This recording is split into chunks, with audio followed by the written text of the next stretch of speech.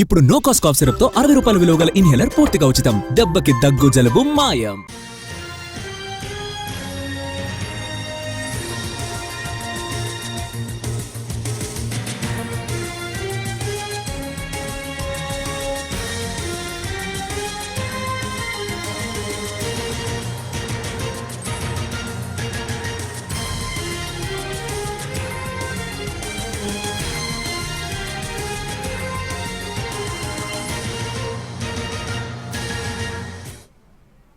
GHMC council సమావేశంలో గందరగోళం నెలకొంది. వార్డుల విభజనపై బీజేపీ సభ్యులు హాట్ కామెంట్స్ చేశారు. ఎంఐఎం పార్టీ కార్యాలయం దారుసలంలో వార్డుల విభజనను నిర్ణయించారంటూ సంచలన వ్యాఖ్యలు చేశారు. దీనిపై మేయర్ ఆగ్రహం వ్యక్తం చేయడంతో బీజేపీ కార్పొరేటర్లు నిరసనకు దిగారు. గెజిటెడ్ పేపర్లు చింపి కౌన్సిల్లో విసిరేశారు. సభలో గందరగోళం నెలకొనడంతో వాయిదా వేశారు మేయర్. దాంతో జీహెచ్ఎంసీ కార్యాలయం ముందు ధర్నాకు దిగారు కౌన్సిలర్లు. అందరి అభిప్రాయాలు తీసుకోకుండా వాయిదా వేశారన్నారు.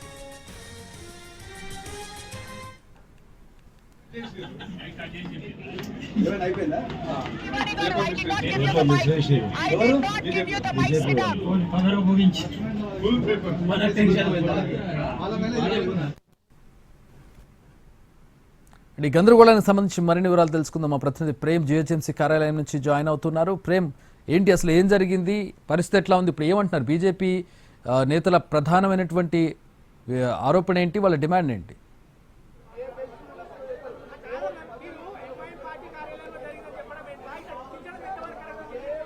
Thank you Chakri. ఈ రోజు ఉదయం నుంచి ఏదైతే వార్డుల డీలిమిటేషన్ సంబంధించినటువంటి ప్రక్రియపై ఈ రోజు ఉదయం నుంచి కూడా ప్రత్యేకంగా ఏర్పాటు చేసినటువంటి ఈ యొక్క కార్యక్రమంలో కూడా చర్చ జరిగినప్పటికీ కూడా చివరకు మాత్రం గందరగోళ పరిస్థితి కూడా నెలకొన్నది. ముఖ్యంగా అటు ఏదైతే అన్ని పార్టీలకు సంబంధించినటువంటి ఎక్స్ అఫీషియల్ సభ్యులు కావచ్చు, అలాగే అన్ని పార్టీల కార్పొరేటర్లు కూడా ఈ యొక్క డీలిమిటేషన్ సంబంధించినటువంటి అంశం నేపథ్యంలో వారి యొక్క ఒపీనియన్స్ చెప్పారు. అలాగే వారి యొక్క సూచనలతో పాటుగా కూడా వారి యొక్క అభ్యంతరాలను కూడా అటు సభాముఖంగా అటు మేయర్ దృష్టికి తీసుకొచ్చి కమిషనర్ దృష్టిలో కూడా నోట్ చేసినటువంటి పరిస్థితి కూడా కనిపిస్తుంది. అయితే ఏదేమైనప్పటికీ కూడా అటు చివరికి బీజేపీకి సంబంధించినటువంటి కార్పొరేటర్లంతా కూడా అటు వారి యొక్క అభిప్రాయాలను వెల్లడించేటువంటి క్రమంలో కూడా ఒక కార్పొరేటర్ కూడా ప్రస్తుతం తన ఏదైతే ఈ యొక్క డీలిమిటేషన్ సంబంధించినటువంటి ప్రక్రియ కూడా అటు దారుస్థలంలో జరిగిందనేటువంటి అంశం కూడా తెర మీదకి తీసుకురావడంతో ఈ యొక్క గందరగోళ వాతావరణాన్ని కూడా నెలకొనడానికి కూడా కారణమైందని కూడా చెప్పుకోవచ్చు. అందులో భాగంగానే ప్రస్తుతం అటు మేయర్ కూడా ఈ యొక్క గందరగోళంలోనే మిగతా కార్పొరేటర్లంతా కూడా మాట్లాడక ముందే ఈ యొక్క సభను కూడా వాయిదా వేస్తూ ఇప్పటి వరకు తీసుకున్నటువంటి ఆ యొక్క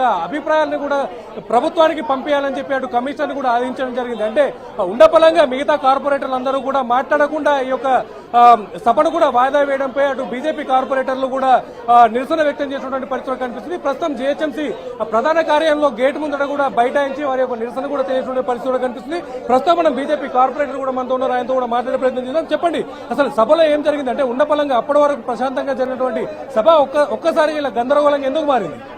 ఇక్కడ మేము క్లియర్ గా భారతీయ జనతా పార్టీ కార్పొరేటర్ ఒకటే అడిగినాం, మీరు మేము వేసిన ప్రశ్న దేనికి సరిగా సమాధానం చెప్పలేదు. గాంధీ భవన్ దారుసలాం రెండు కలిసి కూర్చొని చేసిన ప్రక్రియ అది అని చెప్పేసరికి వాళ్ళకి ఎక్కడ లేని కోపం వచ్చేసి దాని మీద ఎంఐఎం సభ్యులు, కాంగ్రెస్ పార్టీ సభ్యులు లేచి మా మీదకి రావడంతో సభను క్లోజ్ చేసి వాళ్ళు వెళ్ళిపోవడం జరిగింది. దీని మీదనే మేము నిరసన తెలుపుతున్నాం. ముఖ్యంగా అటు అంటే మిగతా మీ కార్పొరేటర్లు కూడా మాట్లాడక ముందుకే సభను కూడా వాయిదా వేయడం పట్ల ఎట్లా చూస్తున్నారు? దానికి సంబంధించిన అంశం నేపథ్యంలో కొంతమంది కార్పొరేటర్లు ఆగ్రహం వ్యక్తం చేస్తున్నారు. ఇక్కడ అది ఒక పార్ట్ అయితే బీజేపీ కార్పొరేటర్లు నిరసన తెలపడానికి ప్రధాన కారణం ఈ మ్యాప్ చూడండి. ఈ మ్యాప్ లో క్లియర్ గా మీకు కనబడతా ఉన్నది.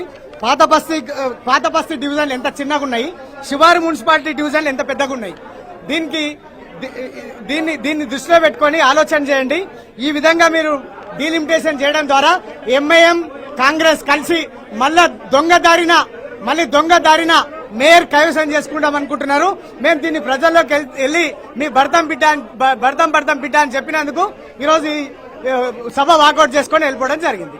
Thank you. ప్రస్తుతం మనకి ఏదైతే ఒక వార్డుల డీలిమిటేషన్ సందర్భంగా కూడా ఏదైతే ఆ డీలిమిటేషన్ లో భాగంగా ఇచ్చినటువంటి ఒక మ్యాప్ ను కూడా చూపిస్తూ దానిపై ఈ యొక్క బీజేపీ కార్పొరేటర్లు కూడా అభ్యంతరాన్ని వ్యక్తం చేసినటువంటి పరిస్థితులు కనిపిస్తుంది. ముఖ్యంగా అటు యొక్క వార్డుల డీలిమిటేషన్ లో భాగంగా కూడా శివారు ప్రాంతాలు, అంటే ఇప్పటికే మనం గత ఎన్నికల్లో కూడా చూసుకున్నాం, శివారు ప్రాంతాల్లో ఎక్కువగా కూడా అటు బీజేపీకి సంబంధించినటువంటి కార్పొరేటర్లు ఎక్కువ కూడా ఆ యొక్క వార్డులను కూడా సాధించినటువంటి సందర్భం కూడా ఉంది. ఇందులో భాగంగానే ప్రస్తుతం అటు ఏదైతే ఎంఐఎం కి సంబంధించినటువంటి వార్డులు ఈ యొక్క వార్డులు అక్కడ ఉన్నటువంటి జనాభా ప్రాతిపదికన చేయకుండా కేవలం అక్కడ ఉన్నటువంటి వార్డుల డీలిమిటేషన్ చేయాలనేటువంటి సందర్భంలో భాగంగానే ఇప్పుడే ప్రస్తుతం ఉన్నటువంటి ఆ యొక్క వార్డులన్నింటినీ కూడా చిన్న చిన్న వార్డులుగా విభజించి ఎక్కువ కార్పొరేటర్లు వాళ్ళు సాధించుకోవడానికి అవసరమయ్యే విధంగా కూడా ఈ యొక్క డీలిమిటేషన్ ప్రక్రియ కూడా జరిగిందని చెప్పి అటు బీజేపీ కార్పొరేటర్లు కూడా ఆరోపణలు చేసినటువంటి పరిస్థితులు కనిపిస్తుంది. ప్రస్తుతం మనకు డిప్యూటీ ఫ్లోర్ లీడర్ అలాగే ఫ్లోర్ లీడర్ కూడా మనతో ఉన్నారు, వారితో కూడా మాట్లాడే ప్రయత్నం చేద్దాం. చెప్పండి, ముఖ్యంగా ఇప్పుడు మీరు చేసినటువంటి ఒక నిరసనలో భాగంగా అటు అంటే కేవలం ఎంఐఎం సంబంధించినటువంటి